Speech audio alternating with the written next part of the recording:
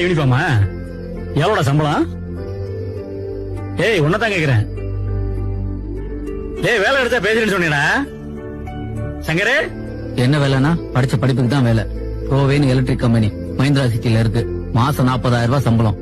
சாப்பாடெல்லாம் நான் கேண்டீன்ல பாத்துக்கிறேன்.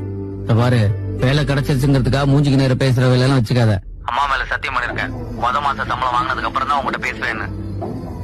அது என்ன அப்பா கிட்ட வாட்ஸ்அப்ல மட்டும் பேசுறீங்க, நேர்ல பேச வேணான்றீங்க? அது ஒண்ணு இல்லைங்க, எனக்கு எங்க அப்பாவுக்கு ஒரு சின்ன பிரச்சனை. வேலைக்கு போய் மாசம் சம்பளம் வாங்கிட்டு தான் பேசுவேன்னு அவசரப்பட்டு அம்மா மேல சத்தியம் பண்ணிட்டேன்.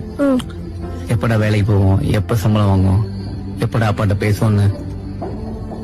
வழக்கமா ஆம்பளை பசங்களுக்கு அம்மாவை தானே பிடிக்கும், நீங்க என்ன அப்பாவை சொல்றீங்க? கரெக்ட் தான்.